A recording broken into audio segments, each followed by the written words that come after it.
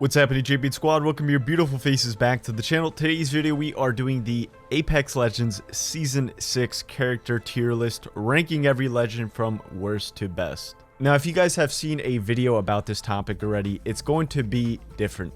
Everyone has their own opinion on this, you know, who's worst to best. They're going to choose different legends. And for me, I want to make this video so that way you guys get my input on who I think is the worst and who I think is the best legend. And since I play rank pretty much every season, and I've been pred every season and split when the split started to come out, I think I have a good grasp of who's the, meta of the game, who are the best legends at the moment. So I figured I want to give my best input on this. Now, quickly before we get into the video, if you guys happen to enjoy, a like rating is always appreciated, and don't forget to subscribe, join the Champion Squad. And with that being said, we are going to be categorizing them in a tier list from S, A, B, C, and D, S being the best, but we are going to start with worst to best. So in the D category, I'm going to have to put the Speedy Mix Speedy Boy, Octane. Now, first, if you're an Octane main, listen, I feel you, okay? I know we love Octane. I mained Octane in Season 1. I still use him today. Not every game, obviously, but when I'm trying to have fun, play around with the jump pads, and just out-strafe everyone while I'm stimmed,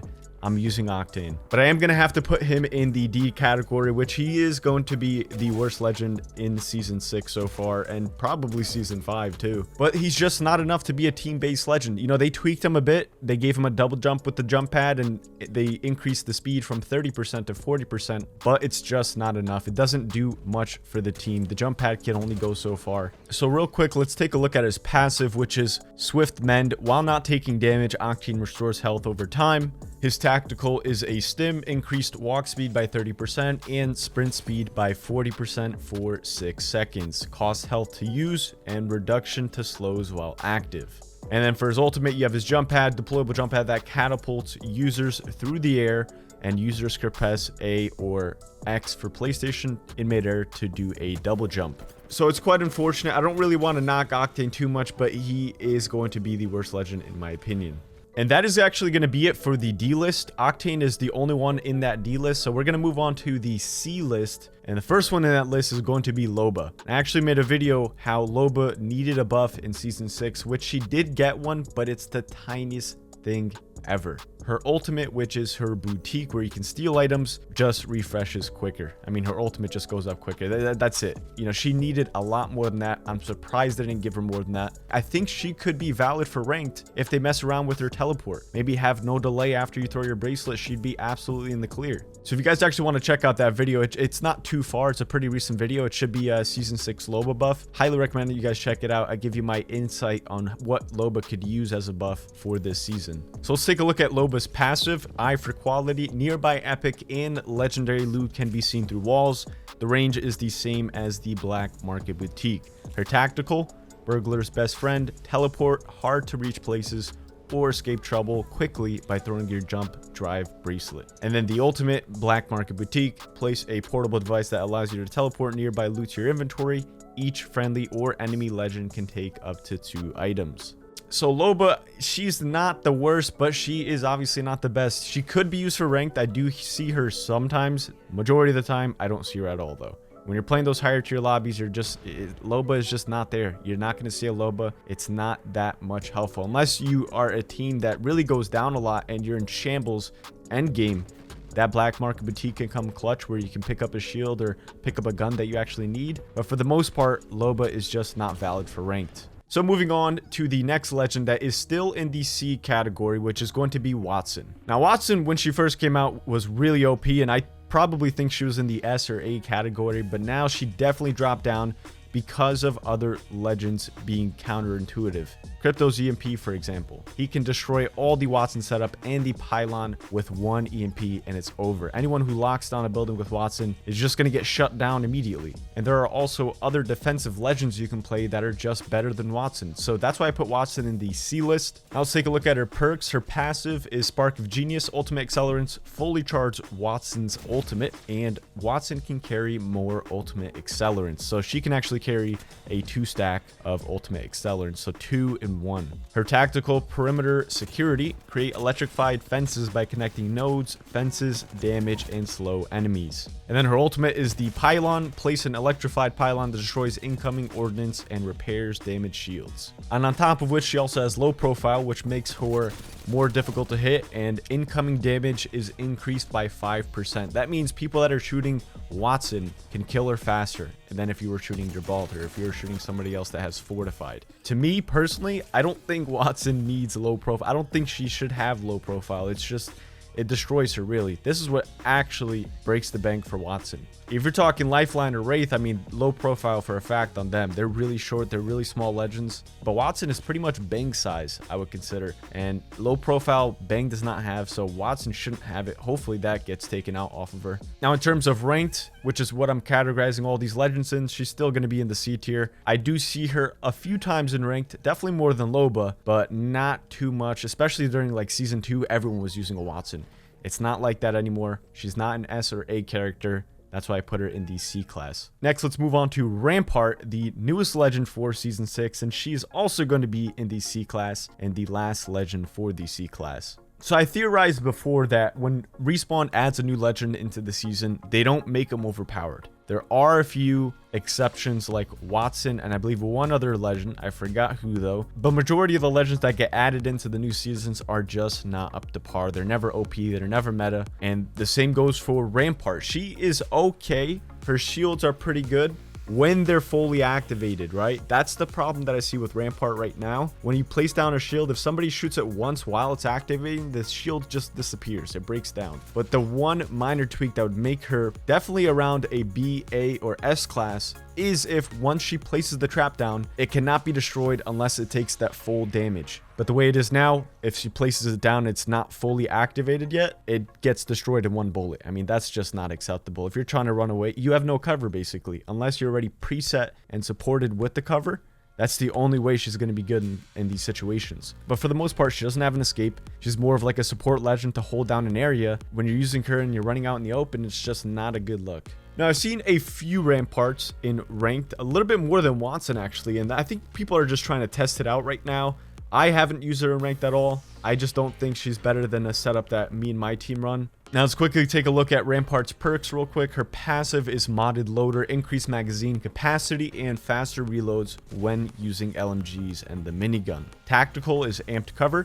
Build a crouch cover wall, which deploys a full cover amped wall that blocks incoming shots and amps outgoing shots, and a maximum of 5 walls you can put down at once. Then her ultimate, the minigun, named Sheila, place a mounted machine gun that anyone can use, high ammo capacity, and long reload time. And you can place down a total of 3 of them at once. Now, besides the wall being fully activated, I think the amped wall is pretty good when you're getting that extra damage boost when you're shooting through the wall and people can't shoot you back. I think that's phenomenal, right? But that one tweak that needs to happen is once she puts down the shield, you can't shoot it until it's fully activated. That's what I think would make her OP. That's what I think would make her meta and a really good legend to use, especially for ranked. So with that being said, let's move on to the B class. And the first one in the B class is going to be Pathfinder. Unfortunately, guys, Path mains out there. I'm one of them. I don't main a specific legend. I main quite a few people. I mean, I can play everyone in the game, but I don't like resisting myself to one specific legend and getting, like, let's say a 40,000 kills with them. It's just not me. I get really bored too easily like that, so I like testing around with different legends. And Path is one of the ones that I tend to jump around on, and Path is in need of a buff. They destroyed my man Pathfinder. I feel so bad for him. Any Path mains, I feel so bad. We were expecting one in Season 6 to get a buff, at least a 20 to 25 second grapple reduction, or that should be the total, right? We're talking 10 to 15 second reduction from the 35 seconds, but unfortunately it didn't happen. The only buff he got, which is barely a buff, is now when he hits survey beacons, he gets his zipline faster. Now, you're wondering then why did I put him in the B tier? And that's because not only he can scan the beacon still, but there are other legends that can now scan him for the next ring. If you know how to play Pathfinder and you have a good shot and good movement, he is super effective for the team. He's really good at flanking. He's really good at picking teams apart. Instead of just fully fighting on one dimension, on one angle, Path can use his grapple to get around, behind, escape really quickly. You just got to plan, or pre-plan, try to say, your grapple ahead of time. and that way you're not getting caught in the open without one. Before this season, mainly I've been using Pathfinder, and I'm not obviously putting him a S or A tier legend. I still think he's a B legend, but I've been using him and I've been finding some great success with him. So let's take a look at his perks real quick. His passive is Insider Knowledge. Scan a survey beacon to reduce the cooldown of zipline gun. Tactical is the grapple hook, and the ultimate is the zipline gun. Now he also has low profile, which is more difficult to hit, and incoming damage increased by 5%. I don't know why Pathfinder has low profile. I'm going to be honest here. The only people that should have low profile is Wraith and Lifeline. That's the only characters that should have low profile. Watson and Path should not have it, in my opinion. And then he also has Recon. Scanning survey beacons reveals the next circle's location. Obviously, that's really clutch for ranked. And the zipline is also really clutch for rank when you're trying to get high grounds on a team, or if you're trying to rotate, super clutch. There's not really much else to say about Pathfinder, so we're going to move on to the next legend in the B category, which is Gibby, Gibraltar. Now, in the seasons prior, Gibby was a little bit higher. I classed him. I didn't make a character tier list before. This is actually the first one I'm making. But if I would have made one, he would have probably been a S or an A legend and not a B legend. But I dropped him down to a B because his ultimate takes 4 minutes to get now.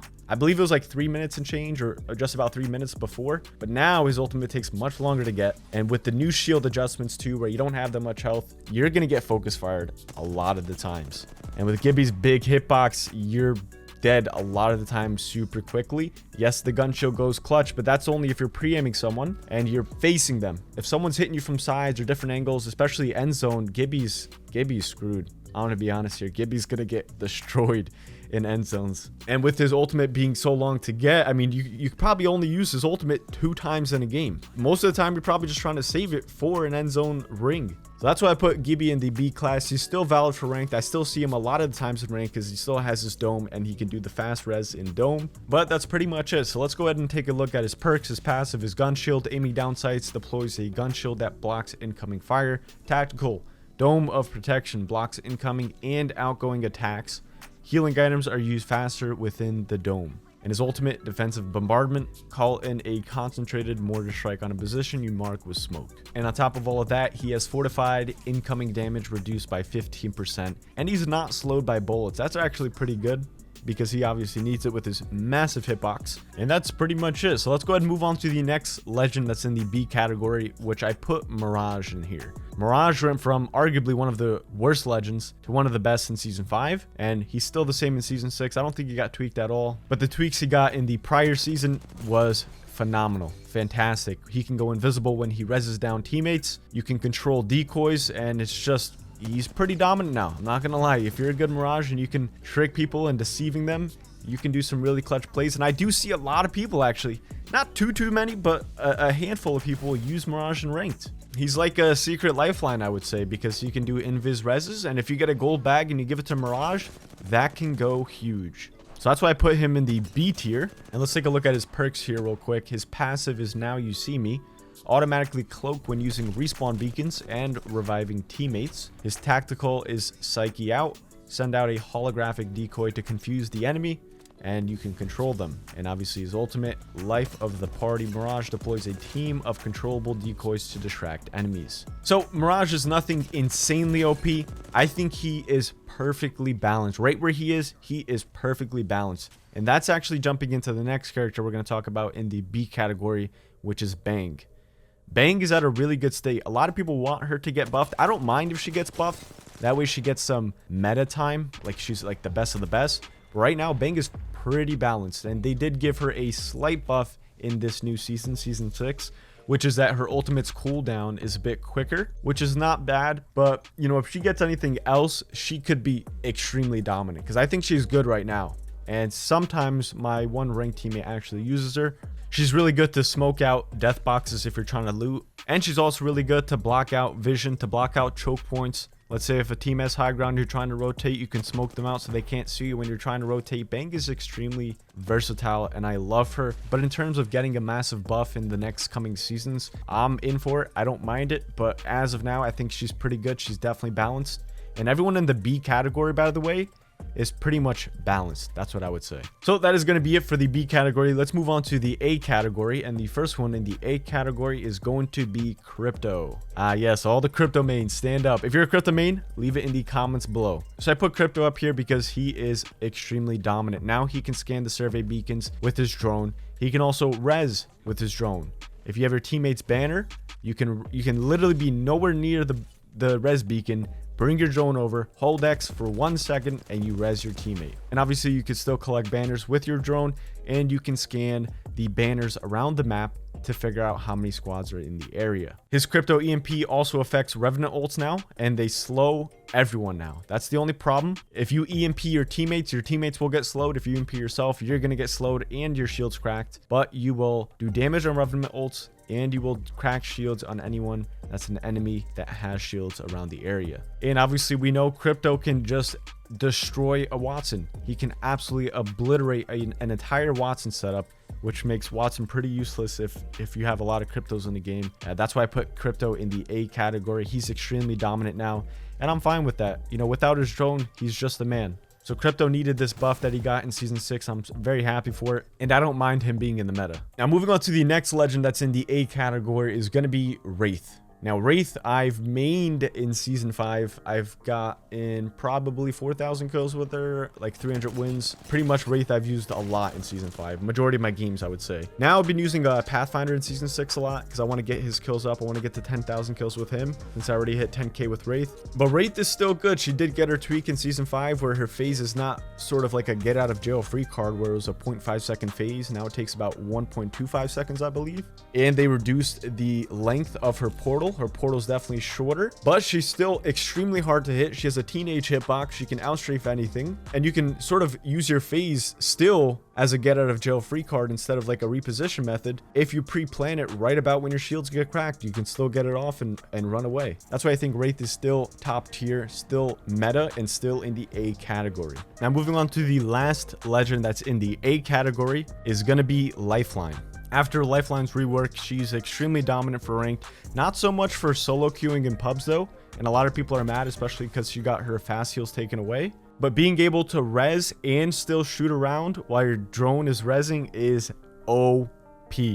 Absolutely OP. Unless you're getting rev silenced or caustic ulted, it's pretty much a GG. And then if she also has a gold bag, that's a GG. Every time I'm playing Lifeline and ranked, especially last season, whenever we would get a gold bag, the game was pretty much a wrap. I mean, it increased our win rate by like 85% in that specific game, right? If I get a gold bag with Lifeline and we're all stacked up, it's a GG. Now, they increased the amount of items her care package has in it, which is a bonus. You know, you can get more attachments, more heals out of it. Lifeline now is just a super dominant support legend, and I don't think you could go wrong with her using her in ranked. She's definitely still meta, even though there are a few characters that I'm going to discuss later about the season's meta so far. But yeah, Lifeline's still really good. I enjoy playing her. I see her a lot in ranked, and it's definitely tough going up against a good Lifeline. So that is going to conclude the A category, and now we're going to move on to the S, the final category, the top 3 best legends in the game. So first on the S category is going to be Bloodhound. The man's a god. I love Bloodhound, and that's what my third teammate Control has been using. Bloodhound, the scans go absolutely massive, and he received a buff in this new season, season 6, where when he pops his ultimate, if you get a kill, it extends the duration of Beast of the Hunt. And on top of that, your scans refresh every 6 seconds while your Beast of the Hunt is active. So it's pretty much constant wall hacks with Bloodhound when he's in his ult. He can sniff out people, and if you're trying to chase someone down, right? If you're playing ranked and someone gets away, you get 2 kills of an enemy squad, and the other person is trying to get away. If Bloodhound pops his ult, he can chase him down instantly. He knows exactly where he's going to be. And he has that 30% movement speed when he's in his ult. It's pretty much a GG from there. So Bloodhound is really good, and especially the way the shields are set up, where the time to kill is definitely decreased, and you can kill people so much quicker now. Having the Bloodhound scans are crucial. Basically, you can figure out whoever's in a building, and if a team is pushing you, you throw up a scan on them, you can pre-aim the angles they're trying to push you at. And if you have a decked out weapon, that's an easy one mag opportunity to get a nice quick one mag when someone's trying to make a push on you, because you know exactly where they're going to be. So Bloodhound, super dominant. Next in the S category is going to be Revenant. He is still top tier. He was dominant in season 5. He's still going to be dominant in season 6. He did get a minor nerf, but it was absolutely nothing. It had to do with using a Wraith portal while you're in rev form. That way you can't like portal play and EMP play into a team. It's just overpowered. He's still overpowered anyways. I think anyone that's in Revolt form should not be able to use their ultimate or tacticals. It should be just their body, and that's it. I think the Revenant meta creates toxic third parties that normally wouldn't happen because teams have a free chance of getting points. That's what's happening right now. It creates unhealthy third parties for the game, and it pisses people off, especially people that deserve the points. If they get a fair, clean squad wipe and then they get third party by a Revenant ult with no risk involved, what are they going to lose? You know what I mean? So another thing on top of the Revenant ult should be a distance. The parameter needs to come back. It can't be unlimited. If it's unlimited, it creates the unhealthy third parties. If there's a parameter and you can see the parameter of when they get out of the ult, you know, if they get too far from the totem, that's how it should be. That's absolutely fine. But Revenant is definitely going to be up there. He's going to be in the S category. And moving on to the last legend, which is Caustic. Again, another person that I hate that's meta. Revenant Caustic, arguably the worst meta in Apex Legends so far that I have experienced, and I've been playing since season 1. Caustic promotes majority of the time. I don't want to say every Caustic. Some Caustics are pretty good, and they use him as an aggressive player to weed out people that are camping in buildings. But most Caustics, I would say, they just sit and camp in buildings with traps and they don't do anything. They get maybe one squad kill and just play end zone. It's tough, you know, if you're trying to get content, if you're trying to get kills, have a good time in ranked, it's not going to happen with all these Caustics around. But Caustic is definitely going to be in the S tier. So that's Bloodhound, Revenant, Caustic, all top 3 best legends. So if you're using that combo in ranked, you're pretty much guaranteed to get points. It's sort of a cheese. It's sort of meta, but it is what it is. You can't do anything about it. And I'm pretty sure I thought Revenant was going to get a bigger nerf this season. Unfortunately, he didn't. Same thing with Caustic, but that's how the cookie crumbles. So that is going to complete the Season 6 character tier list, ranking every legend from worst to best. Again, this is going to be all my opinion. You guys might have your own opinions. Definitely leave them in the comments below. I'm curious as to what you guys think is the worst to best legend. Rank them down there. I'll be checking the comments and I'll be liking every single one, or try to like every single one. Again, if you enjoyed today's video, be sure to drop a like rating. It is always appreciated. Subscribe, join the champion squad. Hope you guys have a fantastic rest of your day. And as always, this has been your boy Sultan. I'm signing off. Peace.